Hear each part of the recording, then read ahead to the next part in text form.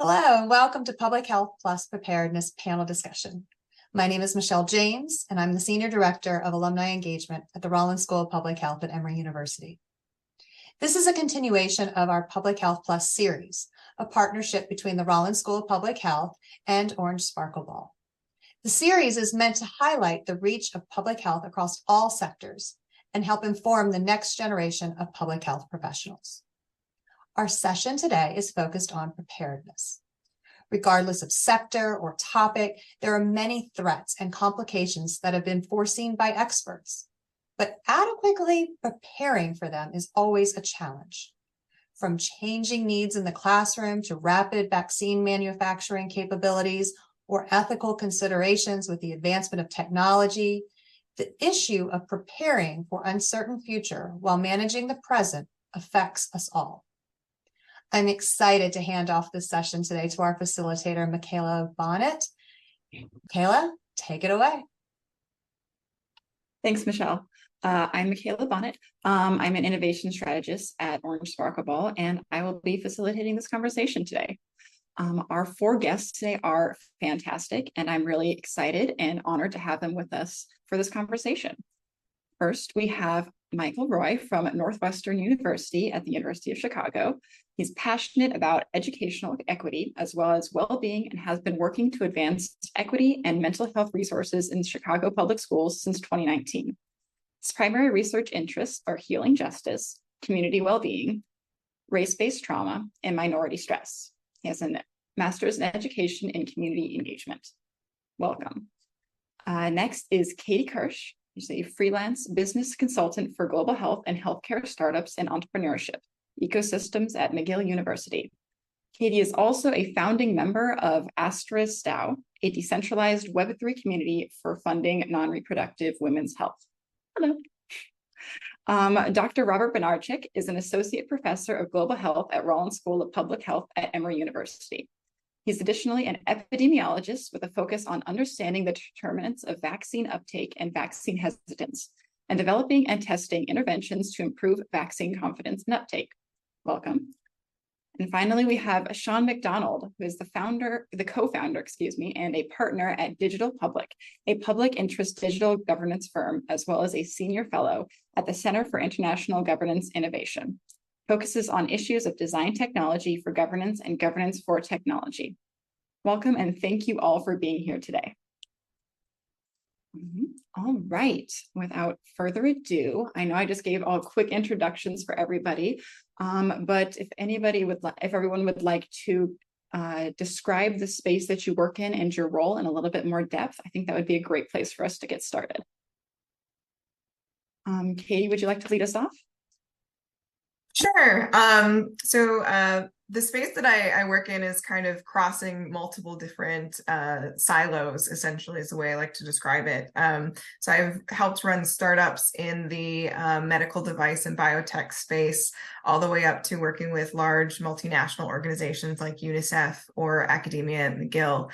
So looking at how do you bring medical in particular and supply chain innovation from an idea that's patentable all the way through to scale in multiple countries. So primarily on the international side, though I have dabbled in the US a bit. So thank you.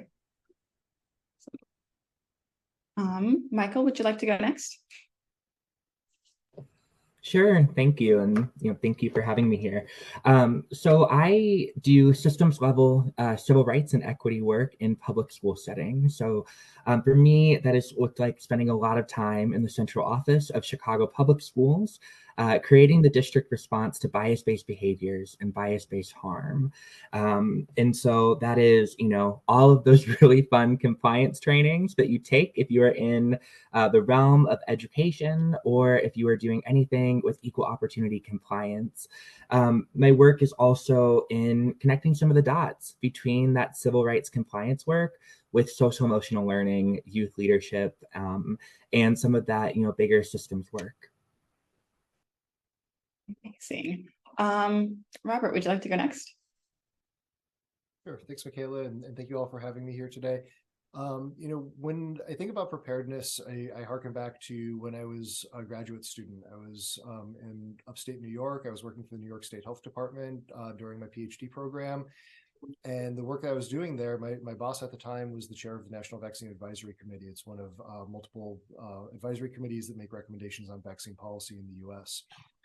And I worked with him in that capacity from 2008 to 2011. In the midst of that, that was the 2009 H1N1 influenza pandemic. So I got to see how a both state and national response to a pandemic, vaccine rollout, vaccine distribution occurred, and really had the opportunity to look at what worked and what didn't work. And we did all of that through digging into data. I've worked closely with state immunization registries to understand who's getting vaccines, who's not, where are those pockets of people not getting vaccines. And we continue that on now. And really the work that I do in preparedness goes even beyond just emergencies. It's not just pandemics, it's preparing for what we can do to improve health. And all of this vast amount of data that we have out there, how can we use that to say, okay, what's going to be the next thing that we're going to look at? Is it elimination of a disease? Is it preparing for a pandemic? Is it just making sure that people aren't dying from things that can be preventable, but we just don't know where those pockets of susceptibility are? So most of what I think about is how we can use all those numbers and integrate them together towards those ends. Thank you. And then Sean, looks like it's your turn.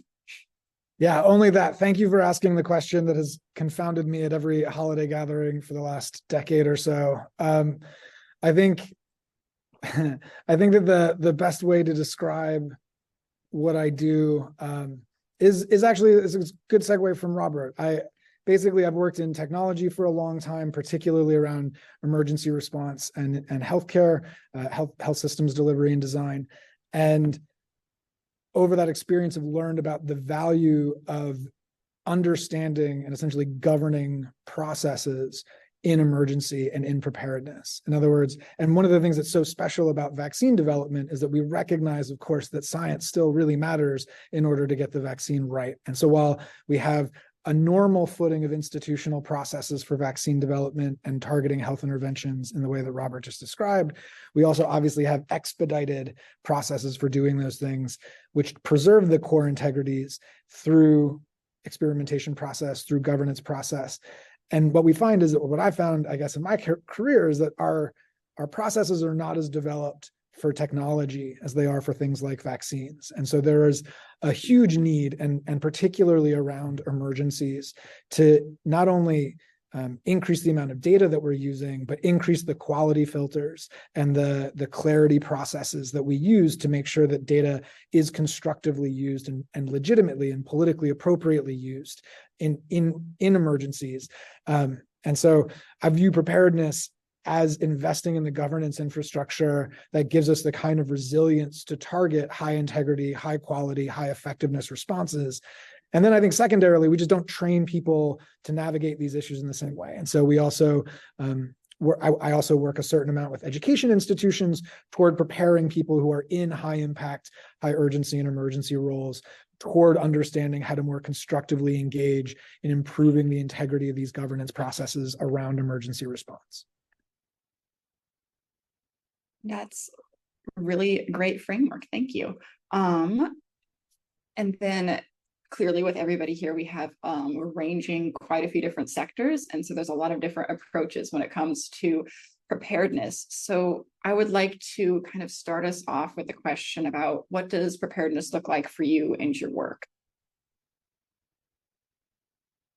Is anyone feeling particularly excited to answer that question first? Sure, I'll go ahead. I think, with preparedness in my work, I think it really underpins everything that is public health. And I think that also means that we need to change how public health is perceived broadly by the public. I think too often it's seen as this scolding nanny state, wear your seatbelts, don't smoke, make sure you do this, make sure you don't do that, etc., as opposed to being seen as an insurance policy for what we can do to stay healthy and live, healthier, happier, more productive lives as we go along. And to be able to do that, we need to understand, again, what are the things that are going to trip us up in that direction? What's going to keep us from being healthy and happy, etc. And so with that, every aspect of everything that we do should be preparing for something that might happen. And it may be something small, it may be something large, but we always have to have an eye towards what are those insurance policies that we're putting in place to make sure that things keep running well. And when they don't run well, or when something comes up, we have the capacity to be able to deal with that. For sure. And then maybe from kind of the education side, Michael, what are you primarily concerned with? Yeah, I really like what Robert said about building capacity. One of the things that, in education, we are mainly preparing for is serving students and families no matter the condition, right? And conditions are constantly changing. They might be some of the social political conditions, they might be some of the environmental, whether or not it is, right, a public health concern, or if it is, the boiler in the building is going out, right? And looking at maintenance of a lot of buildings that are aging. And so it is really, I think, kind of grounded in a singular question of, is this keeping students safe? Right. And so we have that combination of student safety and preparing for how are we going to keep students safe across the board. Right. And that's not just the safety of you're getting ready for college and career. And we have a curriculum that is dynamic and going to foster critical thinking, so that you are going to be safe, right? You are going to have the resources you need when you leave our institution. You're going to be able to get those for yourself.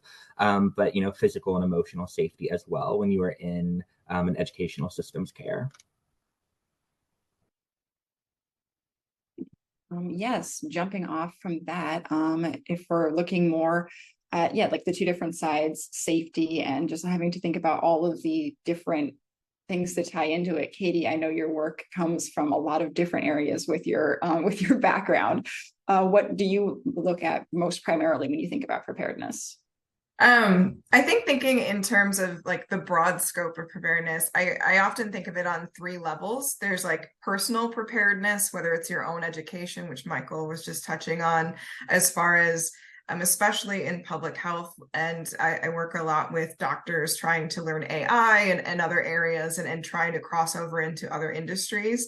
And seeing how do you actually learn the know how to do things, not just the know what, and you already know the know why most of the times, but actually kind of getting not just critical thinking skills, but actually like applicable skills to be able to pull from both different people and different skill sets to be able to navigate some of the really complex challenges we're having in health and healthcare in the US and internationally.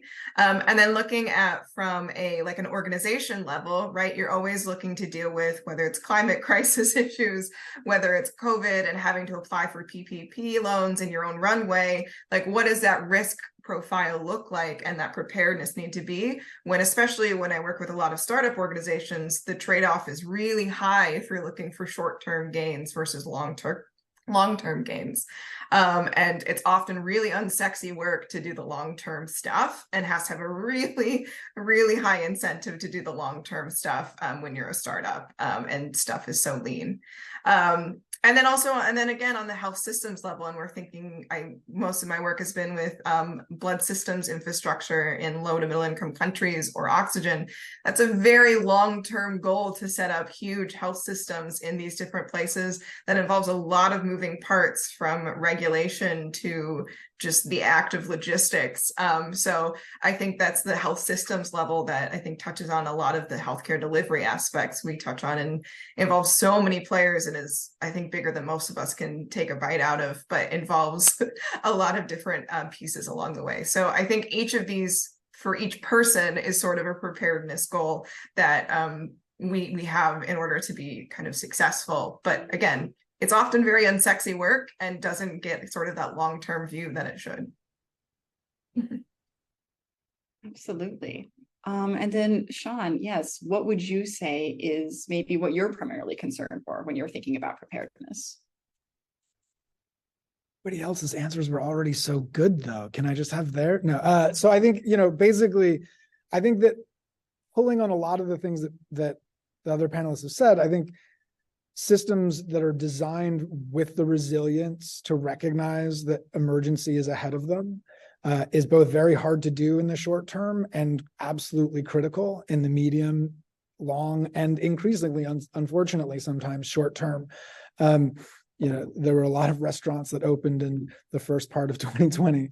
I think that what I find most commonly is that systems rely on trust during times of emergency and a certain amount of faith. And those things come from the kind of resilience and planning that happen in non-emergency contexts more often than not. And my background, as I said, is in deploying technologies. The very last time you want to be trying to teach people to use a new technology is in the height of an emergency, whether those are people who are affected by emergency directly or systems that are trying to serve those people. It is the steepest and worst learning curve and has really, really horrible knock-on effects. And in a lot of ways, that experience of, you can't build system-wide understanding of a new approach to something in the heat of a moment of critical vulnerability and exigency is very much, it translates into sort of interpersonal integrity and service quality and service and system design. And I think that what happens so often, and what happened, at least from my observations during a lot of the pandemic response, is that public trust really was worn thin, or was really, actively acted against in some cases. And in those instances, trust was not something that the various emergency responders involved were able to call on, that enabled us to mobilize in the way that we ended up needing to in order to get to critical milestones like containment. And so I think when I think about resilience, a lot of it is very much like Katie's saying, and I hear Robert saying, around building the capacity for systems to factor in how they're going to need to operate in a technical and in a very specific and organizational way. And then I think it is also ensuring that the relationships, and I think, like Michael said, that the stakeholder relationships that any system maintains are safe and high quality and high legitimacy, so that when they are strained, the same participants are motivated to mobilize and act in concert and in good faith. And so it's looking at trust as an emergency asset and building high integrity systems as preparedness for the trust you'll have to call on during an emergency. Absolutely. And I think you've even started alluding to it a little bit in your response there. But as we're framing the groundwork, I'm curious, what would you say happens, or some of the outcomes that we start to observe when people aren't really thinking about preparedness, when that's not something that's built in and taken into account from the start?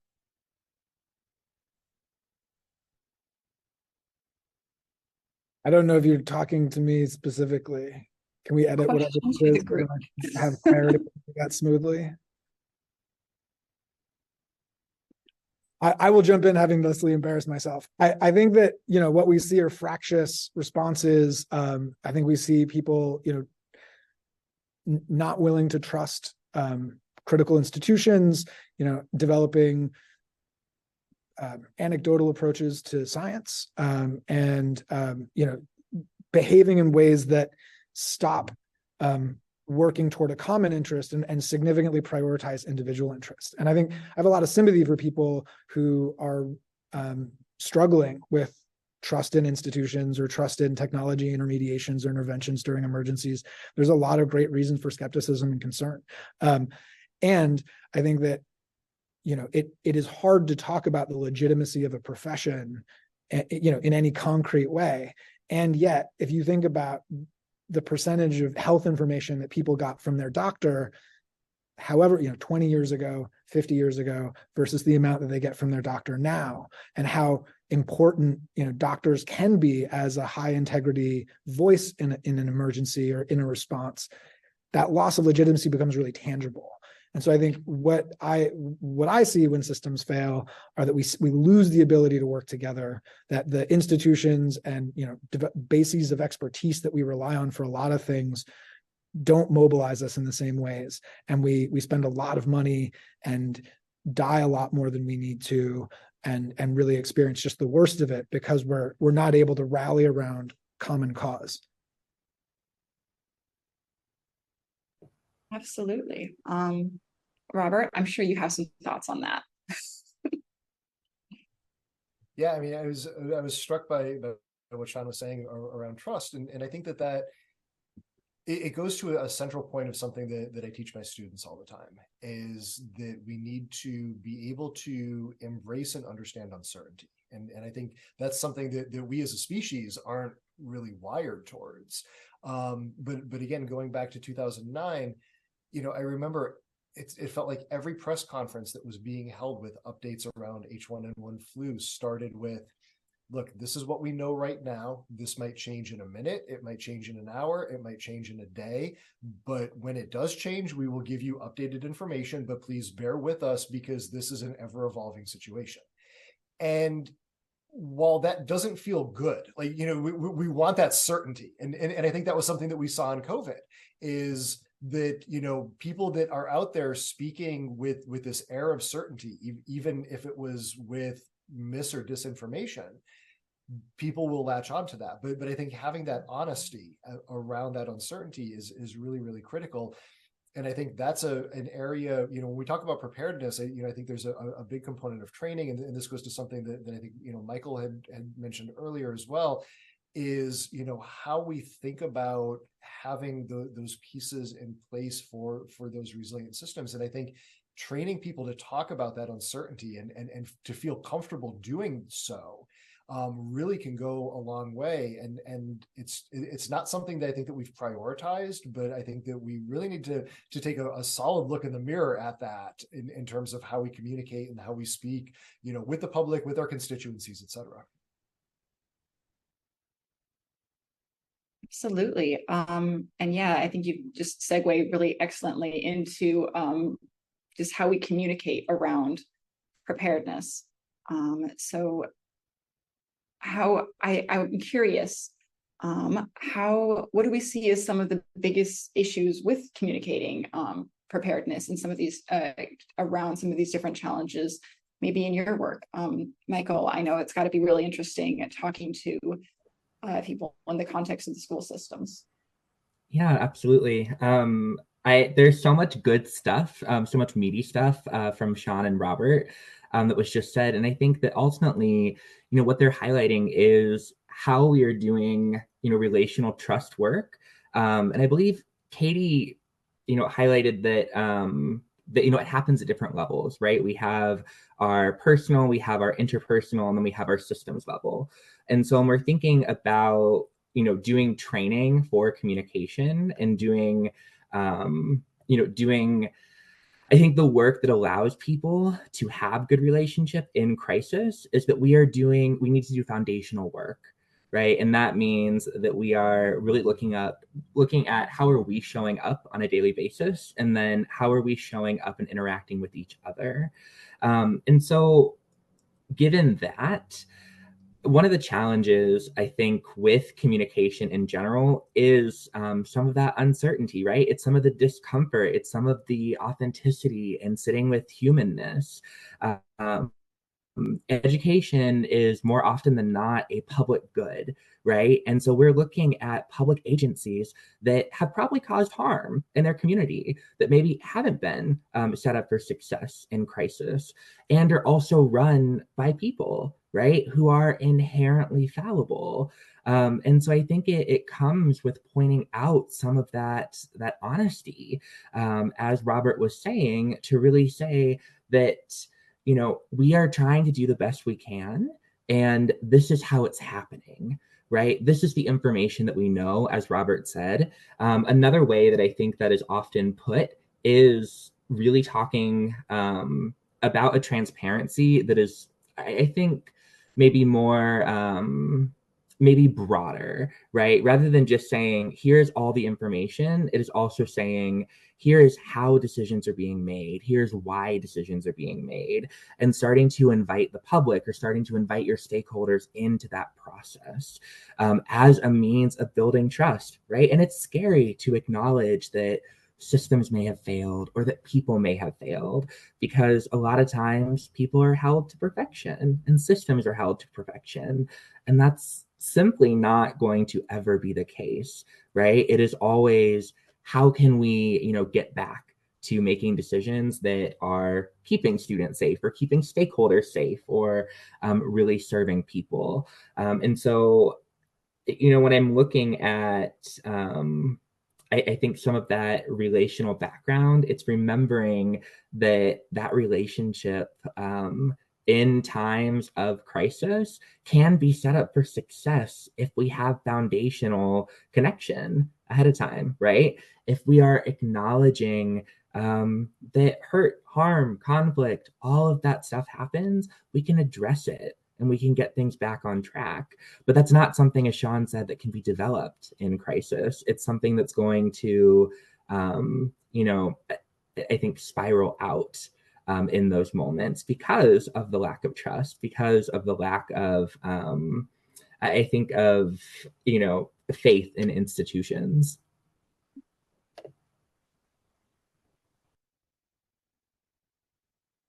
I don't know if you were trying to respond there because you were on. I was making eyes at you. I apologize.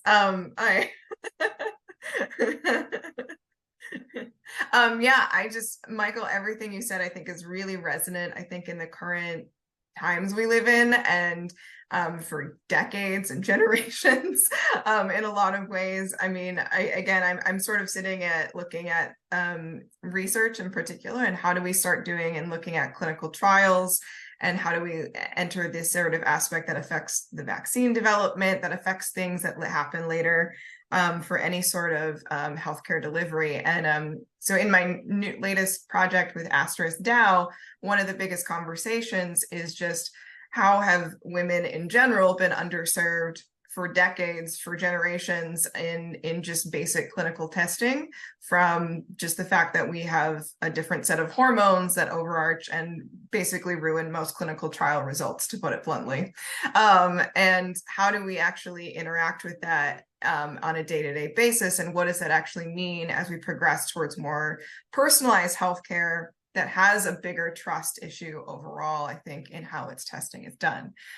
There's also other groups that I think come down to actually having minority-led groups in general, not just women-led, but also, African-American, whatever the minority is that is really distrustful of that situation, actually putting those people in place to actually lead and actually have discussions from point of view.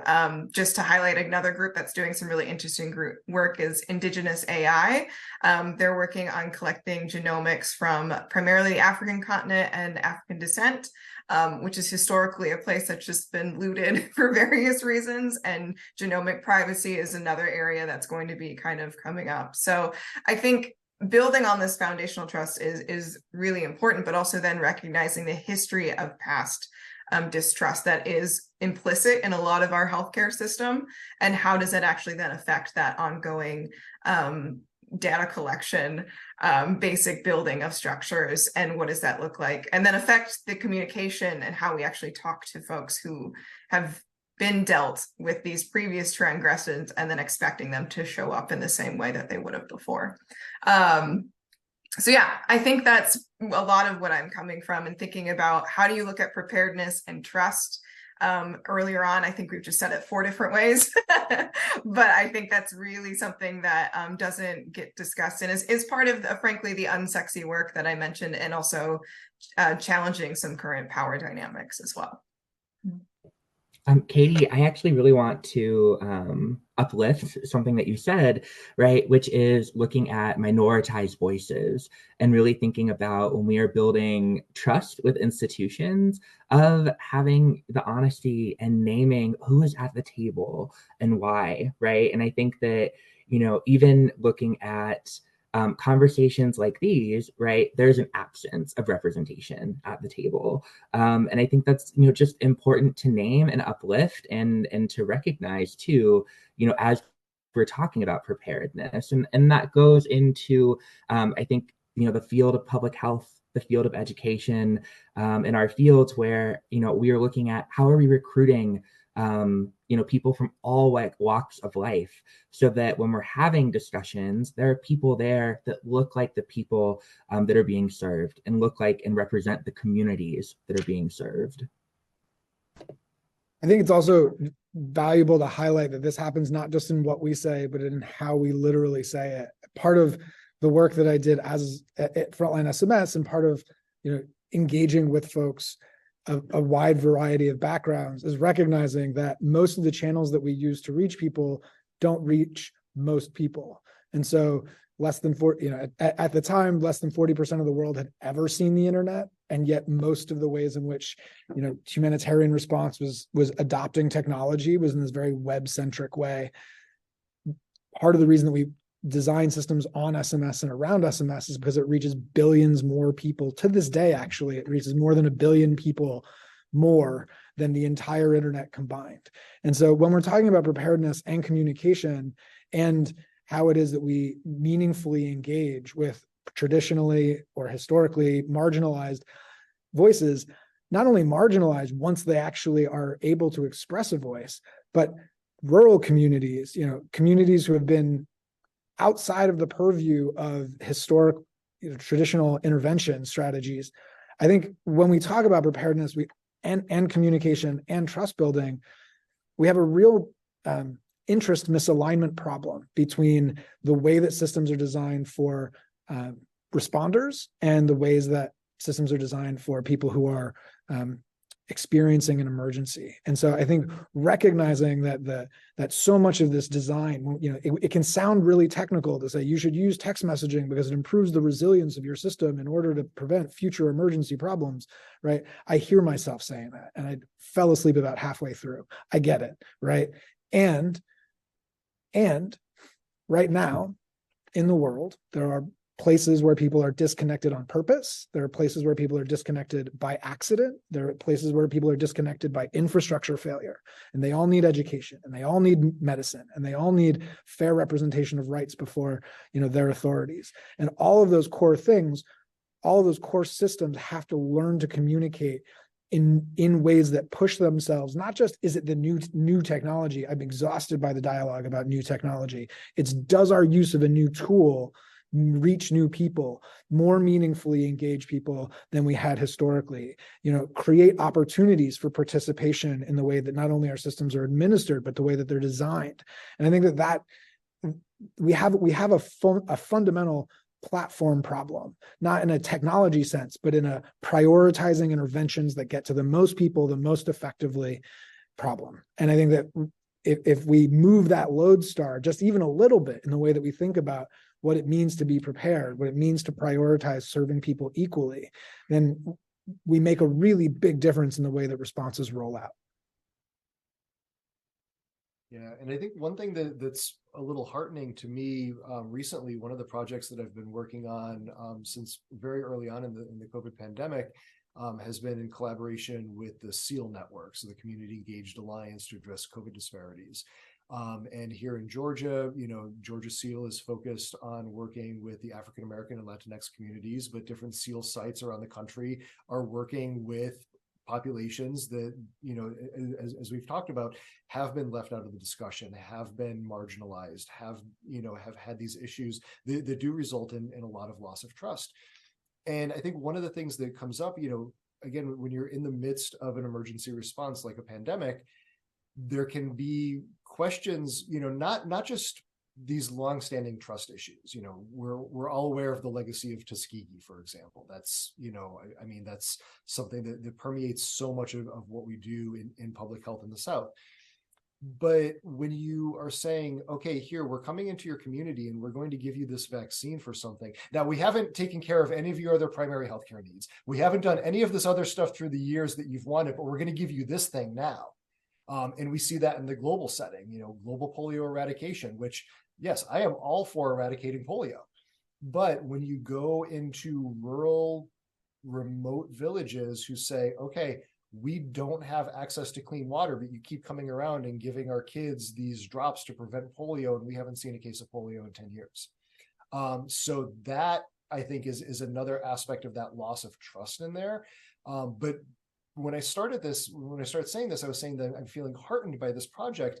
And that's that now that we're really out of this acute phase of the COVID pandemic and really navigating where we're at, all of these community engagement systems, all of our community coalition boards, all of the partners that we're working with, now there's a shift to keeping that SEAL network going, but looking at the other health issues that are affecting these communities. So now what can we do to go in and work with these communities on the other issues that are directly impacting them, so that we're not rebuilding that infrastructure and reinventing the wheel yet again once we finish an emergency response and then shutter all of that and then have to figure out what we're doing next. So I'm hoping that that's a lesson that we can take in the big picture to set us up for success moving forward in a lot of different ways. They're really great points, and I'm really excited that we are really getting into the meat of it. So I would like to see if we can focus a little bit on, I guess, how we turn the theory, because we all have, you know, a lot of experience into this now, it sounds like, into practice. How do we make sure that all these considerations that we're aware of make that transition from theory to practice? How do we test the effectiveness of an approach before it actually rolls out so that it meets the needs that we want it to?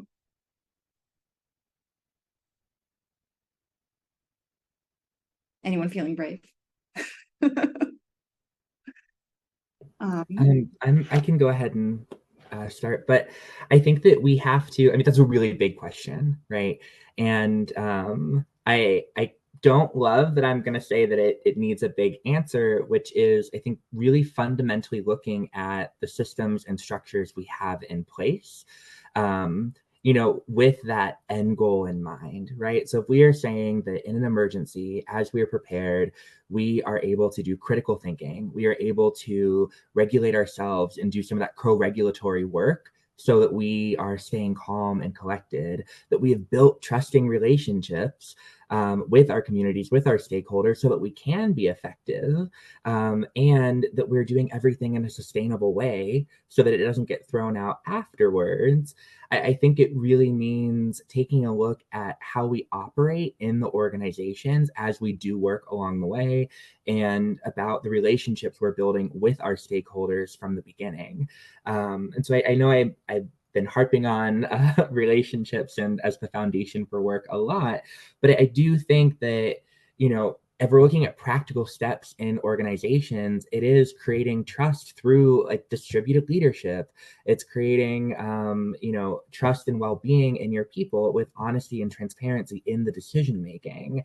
And it's really kind of drawing that through line to how are we, you know, interacting in good ways and equitable ways, and even things, you know, if we want to get really, really practical and nitty gritty, looking at personnel management and performance management, and the conversations that managers have with their employees, right? And so, what clear and consistent expectations are we being held to in roles, and how are we being valued? Right? That interaction between a staff member and their manager is also an interaction between a staff member and an organization that really speaks to, you know, if we're doing preparedness, disaster preparedness, emergency preparedness work, how are we going to do that effectively and in safe ways if we can't create safety across physical, psychological, emotional safety in our organization, right? And so that's how things are going to bleed out when we don't do it. So I really think it goes back to how are we setting ourselves up and setting our communities up for success in our daily interactions now? That way, when things do spiral out, we are ready to handle it. We are prepared for it. Absolutely. And then I suppose to build on that a little bit, as we know, and we are preparing for these different scenarios, would we, in your opinion or in your experience, if anyone wants to weigh in, are we better served by focusing our efforts thoroughly for preparing maybe for like more of a single scenario that may be then applicable that we can draw from in other scenarios? Or is it, in your experience, better to maybe focus more broadly across a range of scenarios? So we're thinking, what would we, if people are looking to prepare for something they're seeing coming down the pipeline, what tack do you think would be better, a better approach?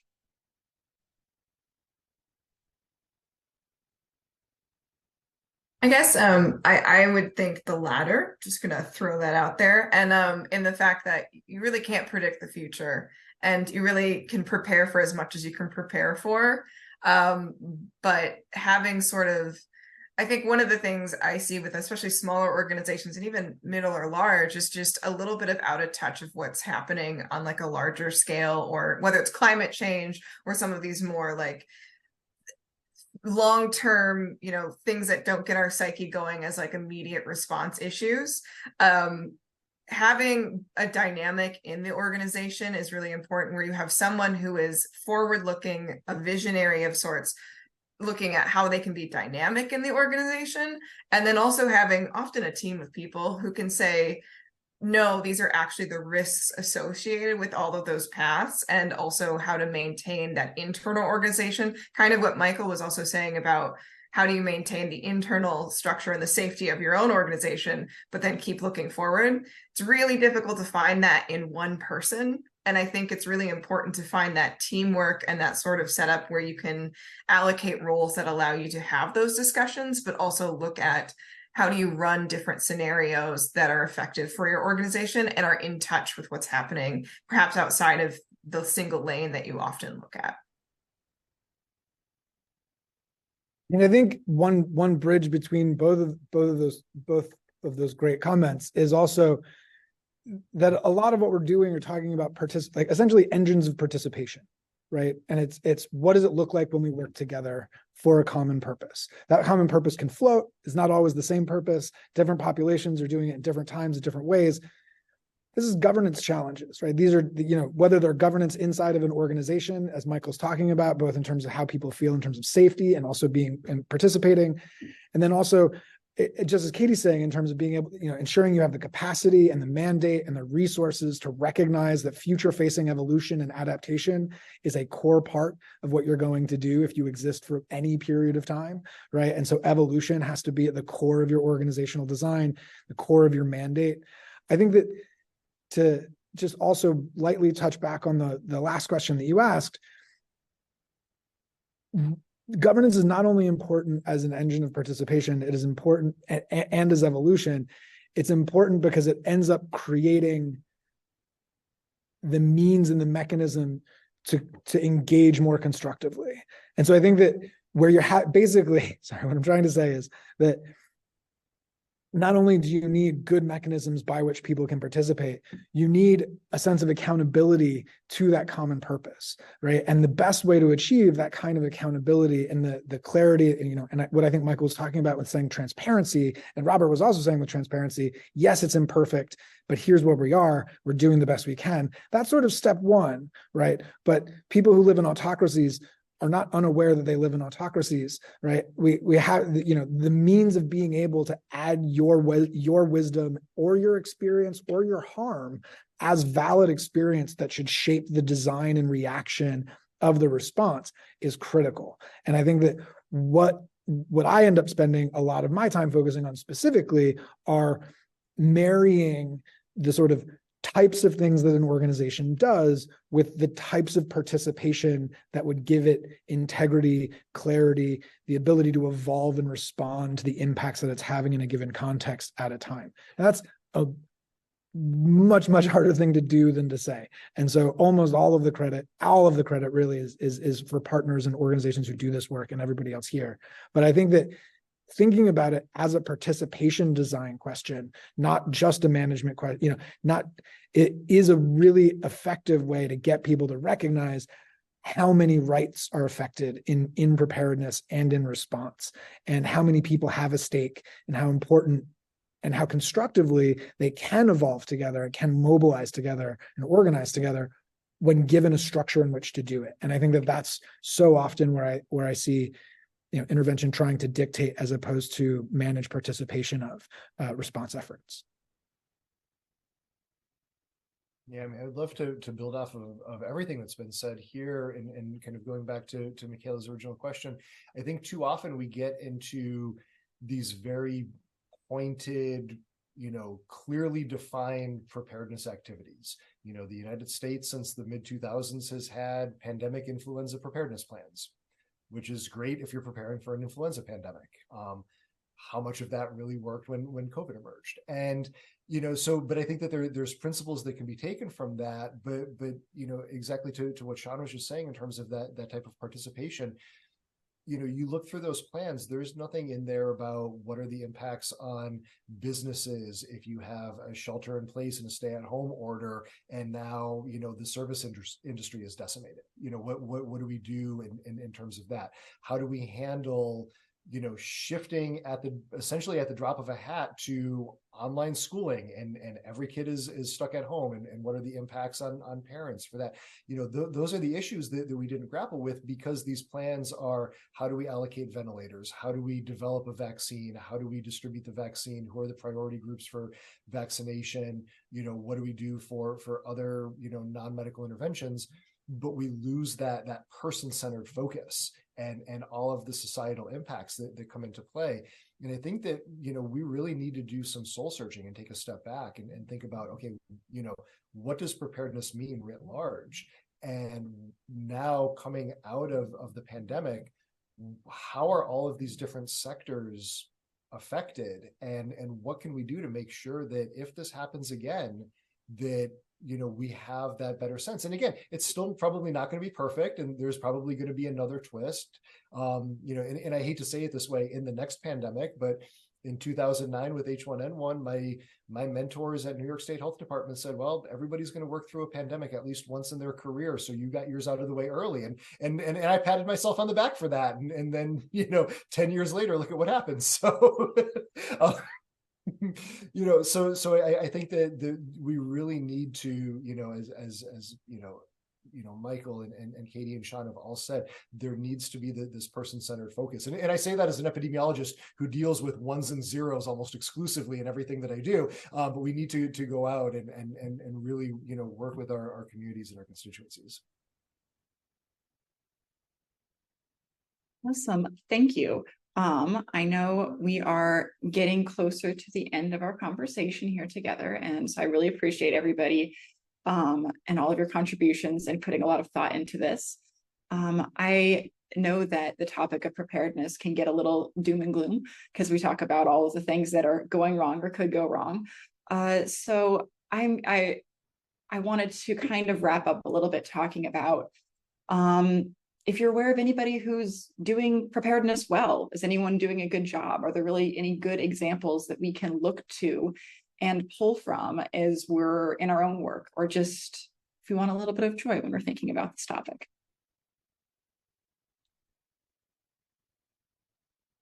I'm happy to try for joy, and then where I fail and err into boredom, the rest of the panel will, of course, do better. So setting the baseline.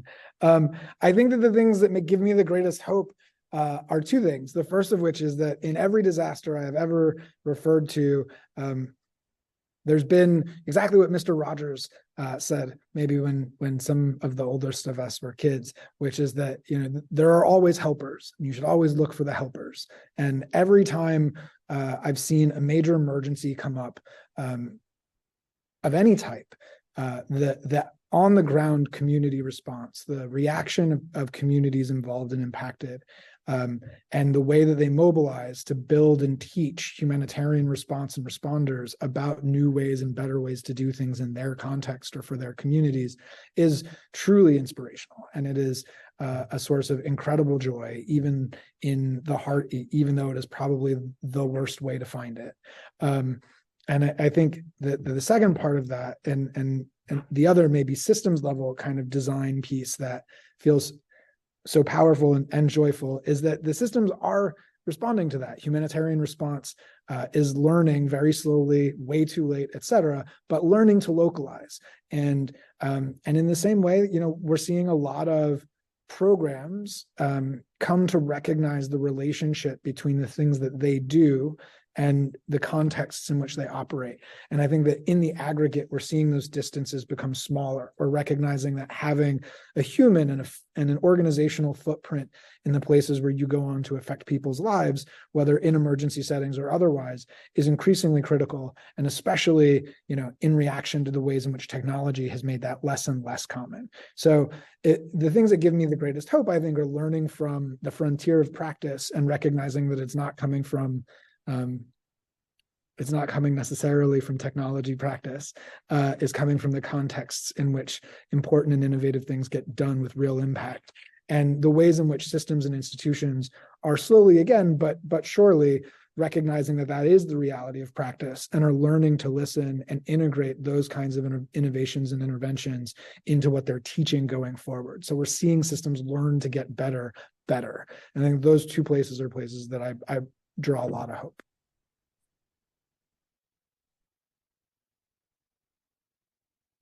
Thank you very much. And no, I don't think that was boredom at all. You did a great job.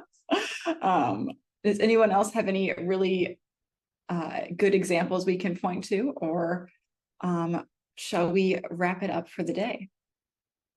I mean, the only thing that I would touch on really quickly, and I mentioned this before, is the SEAL network, this NIH-funded network that really is now taking this pivot to say, okay, we've set up a good system. Let's not just let it lie fallow and wait for the next emergency. And that's not something that we normally see. And I'm happy to see that forward-thinking mindset in there, especially because of the deep community ties that we've developed as part of these projects. Really, working with communities and not talking to them, but talking with them, and trying to establish that level of communication, which I think will bring about trust and let us move into other areas like mental health, like chronic disease, in addition to the vaccine work that we're doing and all of these other areas. Yeah. So hopefully we can, keep building on things and not having to rebuild them constantly.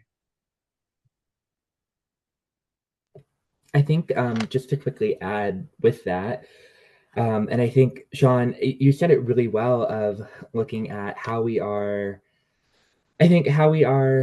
doing those partnerships and making sure, Rob, as you said, talking with people. And I go back to people and community over and over. And so when I think about joy, I think about the sustainability of turning toward each other and turning toward community, right? Is that we are going with each other. And I know that can kind of feel like a broad, right? Like, oh, rely on each other, right? But I think that we can put that into systems, right? I think the field of social work does that really well when they're looking at clinical supervision. Same thing with psychology, is that when we are doing one-on-one clinical practice, there is somebody who might be supervising that. There is someone who you can do a consultation with. Medicine does this really well, I think, too. And so that really is a system of support. Right? You have a difficult case, you have a difficult client, who can you go to debrief with? And I think that we can build those supports in, and that act of we are doing things with each other, right? At all levels. And so I think that would be, relationally, how we can, systematize some of that work. Yeah, great. And I guess I'm getting the last words of hope. Oh man, that's a lot of pressure. But I think I would just on what Michael said and what all three said, in particular, a lot of the work that I've been focusing on is actually evaluating sort of education for medical and global health over the past year and talking to a lot of various organizations that are a part of universities, attached to universities, in curriculums. And I think it's been really exciting for me to see a lot more reaching across different boundaries in those spaces in maybe a way that's not traditionally been doing, focusing on how do we integrate experiential learning, which then gives a lot of good feedback for the organizations involved in experiential learning. And then also seeing how that's kind of trickling up into these innovation spaces at the UN level and other places that it's going all the way up, which I think is incredibly heartening. Added on to the kind of new generation of folks coming into the workforce, Gen Z, those younger millennials, I can't say I'm a part of that group anymore, being able to really impact ways in very creative and innovative ways, even though they often are kind of maybe not thought of as the first people to go to, but are having these really kind of different outlooks on how some of these problems could be tackled. And it's just a lot of great energy. So I think just drawing from that energy is kind of what gives me hope. Well, I feel hopeful. So thank you, everybody. And well-informed. I think this has been a really great conversation. With our last couple of minutes together, before I let you all get back to your very busy schedules, I would just like to ask if anyone has a book, a podcast, or maybe a documentary that you would like to recommend that is just related to your area of focus, that anyone who wants to learn a little bit more or just wants to be informed can take your recommendations far. Everyone check your bookshelves. So one that I am incredibly excited about, Dr. Bettina Love just published a new book called Punished for Dreaming. And it's looking at, I think equity in the education system as a whole, as well as some of that analysis with mass incarceration and the school to prison pipeline. And so, really looking, into how are we setting up systems, particularly educational systems, where our students are, developing critical thinking, developing resilience, developing, all of the good stuff that is going to prepare them to go out into the world and face all of the challenges, right, that the world has, but with the lens of, strengths-based, right, is that people have a lot of the tools that they need to move through the world. And so I am really looking forward to diving deeper into that text. I think one book, and this is one that I recommend to most of my students, is Thinking Fast and Slow by Daniel Kahneman. Just because it's just that way of counterintuitive thinking. We want to go on these gut reactions, but we need to stop and think about what's really at play, and what are the pieces of information we need to make that decision, moving beyond just that quick gut reaction, and how can we kind of engage our brains in that way and a little bit better. And I think that it goes to how we can communicate uncertainty, how we can communicate all of these complex issues in a way that's going to resonate with people. So again, it doesn't just come down to that sense of, well, I'm going to listen to the person who has the loudest megaphone that's out there, but giving people tools to really think through these questions.